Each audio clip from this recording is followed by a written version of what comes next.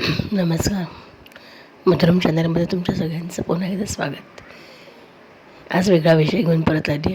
तुम्हाला आपले विषय आवडत असतीलच, तुम्ही चॅनलला सबस्क्राईब करत असाल, बघत असाल.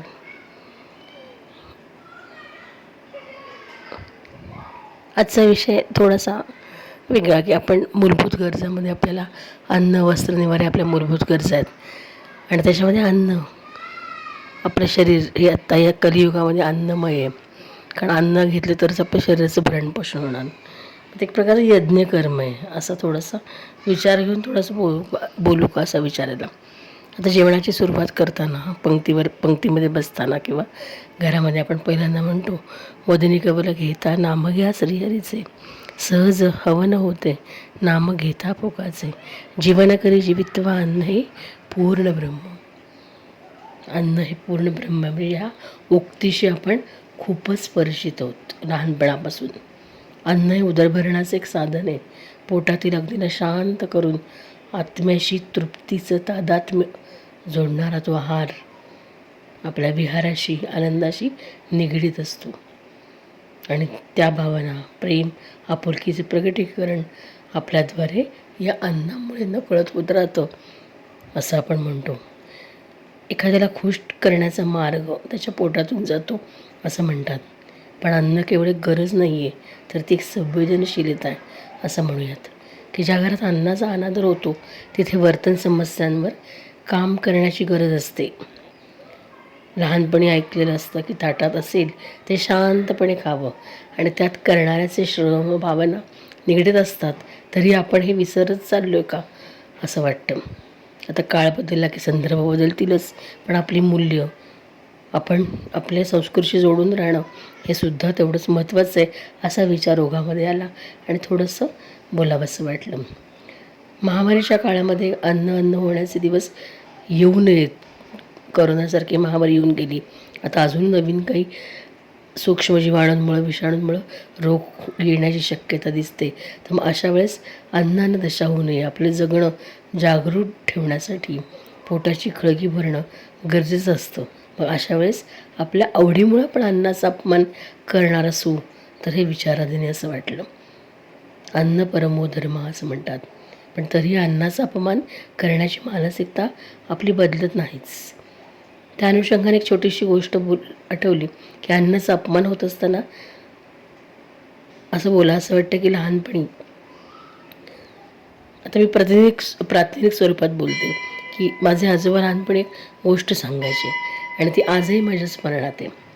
मी लहान होतो तेव्हाची गोष्ट. प्रत्येक आईप्रमाणेच माझी आई आम्हा सगळ्यांसाठी छान जेवण तयार करायची. दिवसभर कष्टाची कामं करून आई खूप दमून जायची आणि एके रात्री आईनं स्वयंपाक केला आणि माझ्या बाबांना जेवायला वाढलं आणि त्यांच्या ताटात एक भाजी आणि एका बाजूने पूर्णपणे करपलेली भाकरी घातली. जळलेल्या करपलेल्या भाकरीबद्दल कुणी काही बोलेल का याची वाट मी बघत बसले. माझ्या बाबांनी आपलं जेवण शांतपणे संपवलं. त्याने अजिबात तक्रार केली नाही आणि माझ्याशी बोलू लागले. तेव्हाही त्यांना विचारलं की आज भाकरी एवढी करपलेली असूनही तुम्ही काहीच का बोलला नाहीत. तर त्यावर त्यांनी उत्तर दिलं की समजूतदारपणे उत्तर देण्याचा प्रयत्न त्यांनी केला. आणि आईने जेव्हा त्यांना विचारलं की मी एवढी भाकरी करपलेली घातली तर तुम्ही काहीच मला बोलला नाहीत त्या करपलेल्या आईबद्दल, या भाकरीबद्दल, तर त्यावर बाबांनी उत्तर दिलं की मी कधीच विसरलं नाही. माझे बाबा खूप समजूतदारपणे होते. त्या आईला म्हणाले की असं काही नाही, मला करपलेली भाकरीसुद्धा खूप आवडते. कारण झोपी जाण्यापूर्वी मी बाबांजवळ जेव्हा गेले तेव्हा त्यांना विचारलं की खरंच तुम्हाला ही करपलेली भाकरी आवडली का? त्याने मला खूप प्रेमानं आपल्या जवळ घेतलं आणि समजावलं की तुझी आई दिवसभराच्या कामानं खूप थकून गेलेली असते आणि करपलेल्या भाकरीने मला कोणताच त्रास होणार नव्हता. पण मी जर त्याबद्दल तिच्यावर ओरडलं असतो तर तिच्या हृदयाला खूप वेदना झाल्या असता. म्हणून मी करपलेली भाकरी ही सहज खाऊन टाकली. कारण अन्न हे पूर्ण ब्रह्म असं आपण म्हणतो. छोट्या छोट्या गोष्टी आहेत, कारण त्याच्यामध्ये केलेल्या शिजवलेल्या व्यक्तीची भावना, विचार, त्याचे श्रम असतात, त्याचंही तादात्म्य थोडंसं आपण बघितलं पाहिजे. आपल्याच आवडीनिवडी बाजूला ठेवून थोडंसं ज्यांनी आपल्याला अन्न शिजवून घातले त्याचा आदरसुद्धा करणं गरजेचं आहे. अशी सगळी मूल्य पूर्वीची आपण विसरत चाललो का, असं आपण विचार डोक्यात आला. आयुष्य खूप अपरिपूर्ण गोष्टींनी भरले आपण नेहमी म्हणतो, आणि मी पण काही परिपूर्ण नाही असा विचार प्रत्येकाने करायला हवा. मी माझ्या आयुष्यात इतर सोहळे विसरले, तर ही एक गोष्ट कायम हृदयावर कोरून ठेवली की प्रत्येक नातं जपण्यासाठी एकमेकांचे दोष स्वीकारायचे आणि नात्याचा आनंद घेत पुढे जायचं. अर्थात हे दोन्ही बाजूनी होणंही अपेक्षित, एकात हे टाळी वाजत नाहीच. आयुष्य खूप छोटं आहे. जे लोक तुम्हाला योग्य वागणूक देतात त्यांच्यावर प्रेम करा, जे देत नाहीत त्यांच्याबद्दल मनात आत्मीयता ठेवा. म्हणजेच या गोष्टीचा अन्वयार्थ मला तेव्हा लागला नाही, पण ते विचार आत्ता मला उमगले असंच मी म्हणेन. मनावर बिंबवलेले ते विचार इतरांकडून मोडले जातात तेव्हा खूप वाईट वाटतं आणि स्वतःबद्दल अभिमानी वाटतो की अशा रम्य बालपणाचे आपण साक्षीदार आहोत. अन्नाचा व ते करणाऱ्याचा अनादर आपल्या हातून होत असेल तर त्याची खबरदारी आपल्याला घ्यावी लागेल, नाहीतर ह्याच अन्नाला आपण महाग होऊ की काय असा सहज विचार करावा लागेल. भगवद्गीतेचा 17वा अध्याय शिकताना हा मनात सहज विचार आला, कारण या 17व्या अध्यायामध्ये सत्व, रज, तम या त्रिगुणानुसार श्रद्धा, अन्न, यज्ञ, तप या सगळ्यांचा विचार केला आहे. आणि त्या अन्नानुसार आपण सत्वगुणी, रजोगुणी, तमोगुणी होतो की काय, आणि माणसाचं आचरण त्यामुळं कसं भिन्न भिन्न होत जातं याचं सगळं वर्णन या 17व्या अध्यायात भगवद्गीतेच्या केलेलं आहे. आणि त्या अनुषंगानं आपण जे रोज घेतो ते अन्न किती सात्विक असणं गरजेचं आहे, तर त्यानुसार आपला स्वभाव ठरतो असं म्हटलं जातं. म्हणून हा विचार मनात आला आणि भगवद्गीतेचा 17वा अध्याय अन्नाचं महत्त्व सांगून जातो. अन्नग्रहण एक यज्ञकर्म आहे असं आपण म्हणतो. म्हणजे रोजचं आपण घेतो ते अन्न आपल्या शरीरातला अग्नी शांत करतो. मग हे अन्न जो शब्द आपण जर का वापरतो अन्न, तर मन आणि बुद्धी यांची सांगड घालतं. आपल्या मूलभूत गरजा भागवताना आपली महत्त्वाची ही भरणपोषणाची गरज आहे ती म्हणजे अन्न आहे. मग विचार पुन्हा एक वेगळा येतो की शब्दकोशातील अन्न या शब्दाची उत्पत्ती कशी झाली असेल, का आपण याला अन्न म्हणतो, हा पण विचार डोक्यात मनात डोकावून गेला. आणि या शब्दाची उत्पत्ती कशी झाली, बोलीभाषेद्वारे आपल्या कानावर काही शब्द पडत गेले. यामध्ये वरणभात, मऊ वरणभातपासून त्या आहार प्रक्रिया सुरू करून वेगळं अन्न आपण जे आत्ता खातो तर त्याला आपण अन्न म्हणतो. पण मग याला अन्नच का म्हणायचं याविषयी सुद्धा माझ्या मनामध्ये नकळत कुतूहल थोडंसं निर्माण झालं. आणि यज्ञकर्माचा विचार करता करता यज्ञकर्म करण्यासाठी आपण अन्न घेतो आहे, हे अन्न म्हणजे काय, तर शेती हा त्याचा मुख्य आधार आहे. आणि धान्य ते साठवणारं कणीस, त्यातून मिळणारं कच्चं अन्न शिजवलं की तयार होतं ते अन्न. आणि ज्याला खाल्लं जातं ते अन्न. इतकी साधी सोपी अन्न शब्दाची जादू आहे का असं वाटलं. ज्याच्यामुळे आपल्याला चव मिळते, वास मिळतो आणि अन्नाची तृप्ती होऊन आपल्या शरीराचं भरणपोषण होतं. म्हणून चव, वास योग्य प्रमाणात सेवन केलं तर आपल्या शरीराच्या पेशींची झीज देखील भरून येते आणि शरीराला शक्ती मिळते. त्यामुळे अन्नपूर्णातंत्र रहस्य याच्यामध्ये अन्नाची जास्त माहिती आपल्याला उपनिषदामध्ये बघायला मिळतेच की संपूर्ण विश्वातील जीव हे अन्न, प्राण, मन, विज्ञान, आनंद यावर अवलंबून आहे. आणि यासाठी अन्नवान होणं गरजेचं आहे. अन्नवान म्हणजे मन हे अन्नाचं बनतं असंही म्हटलं जातं. जसं मी बोलले की 17व्या अध्यायामध्ये या तिन्ही सत्व, रज, तम यानुसार माणसाचा स्वभाव ठरतो तो अन्नामुळे. त्यामुळे याचं जे महत्त्व सांगितलं आहे तसंच मनसुद्धा अन्नाचं बनतं, कारण योग्य धातू, बल, तेज यानं आरोग्य बनतं आपलं. म्हणून अन्न हे शरीराचा प्राण आहे असं म्हणलं जातं. म्हणून वदनी कवल गीता म्हणता आपण म्हणतो की अन्न हे पूर्ण ब्रह्म, आणि खरंच अन्न हे पूर्ण ब्रह्म आहे.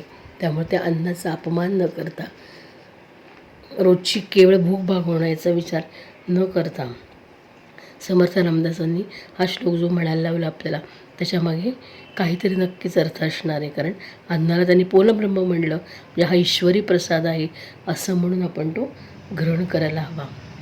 कारण अन्नातून शरीराचं भरणपोषण तर होतंच, पण अतिथी देवो भव म्हणत दारी आलेल्या आपल्या घासातला घास काढून देण्याची आपली संस्कृतीसुद्धा निभावली जाते.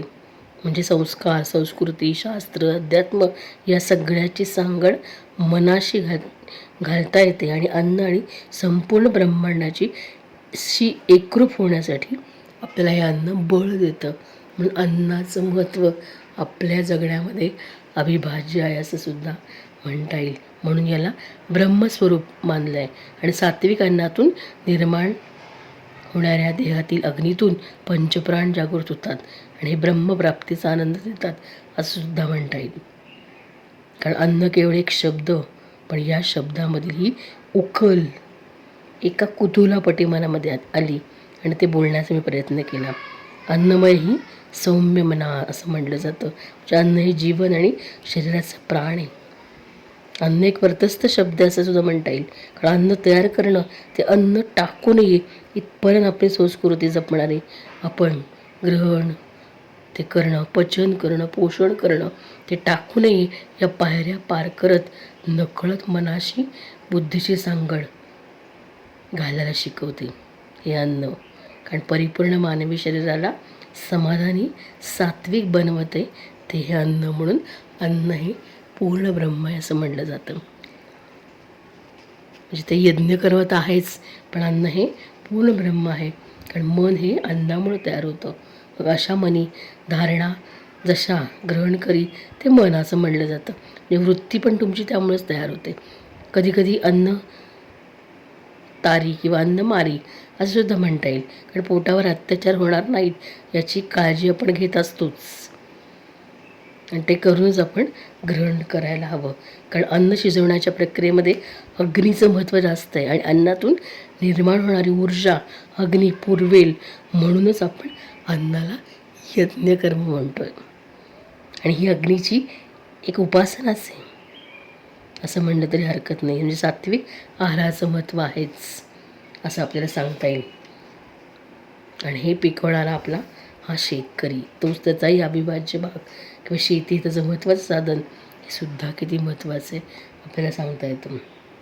म्हणून आपल्या संस्कृतीमध्ये सण उत्सवाला पारंपरिक पदार्थ निर्मिती केली जाते किंवा संस्कृतीचं जतन केलं जातं. आता अधिक मासे धोंड्याचा महिना आपण म्हणतो, अनारसाचं महत्त्व, अपुपदान, त्या सणवाराला त्या उत्सवाला आपण ते अन्न शिजवून त्याचं मर्म जपतो असं पण म्हणूया. कारण ते यज्ञकर्म आहे. गोवर्धन पूजा, अन्नकूट ही आपल्याला उदाहरणं माहिती. तिथे आपण अन्नाचा तिथे कोट करतो आणि श्री विष्णू आणि सृष्टीचा हा पालनहार जो श्रीकृष्ण आहे, तर त्याला आपण त्या अन्नाची देवता मानतो असं सुद्धा आपल्याला म्हणता येईल. इवन विष्णू सहस्रनामामध्ये सुद्धा विष्णूंच्या एकूण 142 नावापैकी एकूण नावांपैकी 142 जे नाव आहे भोजन, तर 143 भोक्ता असा उल्लेख आहे तिथे. म्हणजे भोजनाय नमः असं म्हणलं जातं. म्हणजे अन्नाला नमस्कार आणि भोक्ताय नमः म्हणजे तो जो खातो त्यालासुद्धा नमस्कार. असं इतकं महत्त्व अन्न ग्रहण करणाऱ्याला आणि त्या अन्नाला दिलेले विष्णू सहस्रनामातला 143वा श्लोक. ते पिकवणारा शेतकरी अन्नदाता आणि अन्नदेव ही त्याची कृषी देवता आहे. तर अन्नधान्य पुरवणारी देवता अन्नपूर्णा याचा उल्लेख आढळतो. म्हणजे अन्नपूर्णा ही पार्वतीचा अवतार. आपल्याला माहिती आहे काशीमध्ये अन्नपूर्णाचं देऊळ आहे आणि तिथे या सगळ्यामुळे आपलं काय तयार होतं, आपण बोललो की मन तयार होतो. म्हणजे ही आपली संस्कृती, संस्कार, शास्त्राची सांगड घालणारं हे अन्न आपल्या जगण्याचा अविभाज्य भाग आहे. कारण अन्न जर ग्रहण केलं नाही तर शरीराचं भरण पोषण होणारच नाही असं म्हणता येईल. कारण जीवनावश्यक क्रियांसाठी लागणारी जी ऊर्जा आहे ती आपल्याला या अन्नापासूनच मिळते. आपलं चालणं, बोलणं, विचार करणं, हृदयाची स्पंदनं या सगळ्यांसाठी ऊर्जा लागते. आणि त्यामुळे हे अन्न जे आपण खातो त्याचा अपमान न करणं, त्याची सात्विकता जपणे आपल्या हातात आहे. कारण अन्न म्हणजे सुख असं सुद्धा म्हणता येईल. म्हणून एखादा पदार्थ आपल्याला छान आवडला तर आपण भरपेट खातो, यथेच्छ खातो, कारण त्याच्यामुळे आपली मनाची तृप्ती होते, चव आपली सांभाळली जाते, जपली जाते आणि आपल्याला आनंद मिळतो अन्न ग्रहण केल्यामुळे. म्हणजे अन्न म्हणजे सुख असं सुद्धा म्हणता येईल. माणसाला सर्व तत्वाने युक्त असं हे अन्न आपल्याला तृप्त करतं असं म्हणता येईल. मनातील विचार हे ईश्वरी अंश असतात, कारण ईश्वरातील सर्व तत्व माणसाला विलीन होण्यासाठी अन्नाची गरज आहे असं म्हणता येईल. कारण तुम्ही जसं अन्न खाता त्याप्रमाणे तुमचा स्वभाव बनतो आणि तुम्हाला हे अन्न खाण्याची शक्ती मिळणं, तुम्हाला तसा विचार येणं, हे सगळं परमेश्वरी संकेताशिवाय अशक्य आहे. नाही तर आपण हवेवर जगलो असतो. त्यामुळे अन्नमय शरीर हा सध्याचा कलियुगाचा सिद्धांत आहे. माणसाचं भरणपोषण हे अन्नामुळे होतं, म्हणून अन्नाचं हे महत्त्व आपल्याला सांगता येईल. म्हणून कोणताही अन्नपदार्थ टाकून देताना त्याचा 10 वेळा मनामध्ये विचार करणं, त्याचा आदर करणं हे जास्त गरजेचं आहे. कारण तुम्ही खाल्लेल्या अन्नामधूनच तुमच्या शरीरामध्ये निर्माण होणारे विकार उद्भवतात आणि ते उद्भवू नयेत म्हणून त्या अन्नाचा रोज सन्मान करणं.